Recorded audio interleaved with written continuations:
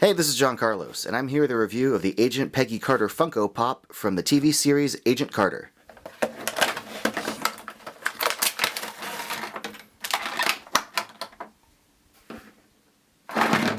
Well, she's a bobblehead, and she doesn't stand that good on her own.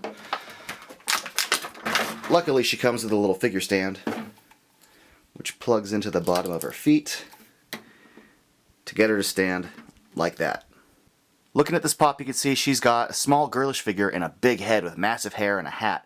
And she can kind of stand without the figure stand, but the second you get any bobble going, all that weight, all that back of the head weight, that's going to shift around. So you really do need the figure stand.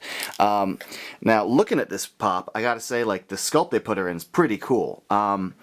If you've seen the series Agent Carter, you know that like one of the MacGuffins of a couple episodes is this little container she's holding. So I like that they have that because it's a cool little prop. It's the little thing with Steve Rogers' blood in it, I believe, and the fact that it's got the little like kind of blue little buttony thing on the outside and the red and green paint. A lot of good little detail in here. Even the little dark black gray on the inside looks really good. Be on the lookout if you're hunting in stores. I saw somewhere the glue that holds it onto her hand was just coming out everywhere.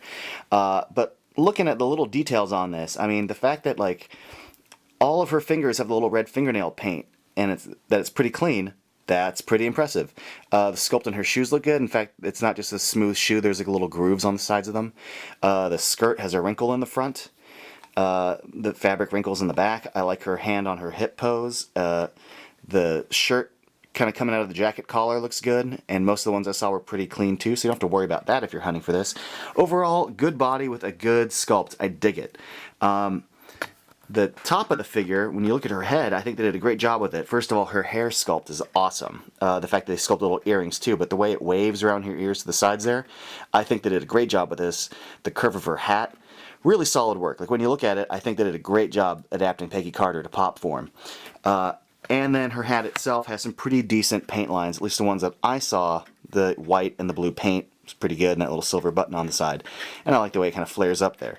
Now, if you're hunting for this in stores, some things to be on the lookout for. Nothing too drastic, like there is the usual, like I saw some smeared eyeballs, and some of her hair paint on the side got a little wonky around the ears and around the front. But the main thing to be on the lookout for is her hat is a separate piece that connects to the figure's head. And a few of the ones that I saw weren't attached properly all the way. I saw seriously like maybe like 4 or 5 of them where there's a gap between her forehead and her hat. That bugs me, and it might bug you. So just be on the lookout for that, to make sure that her head and her hat actually meet and don't have a big open hole, because you can see like a gap. It's pretty gross. It doesn't look like skin, it looks just like an emptiness space. Anyway, that little nitpick aside, you should have a pretty good time hunting for this if you're looking for it, because most of the ones I saw turned out pretty good. I think she looks great. I'm really happy with how it's turned out. I love Peggy Carter as a character. I'm really glad that they made a pop of her. I say make more pop TV characters, because we already have Coulson, Agent May. I say bring on more. Let's do Bobby. Let's do a lot. Thanks for watching.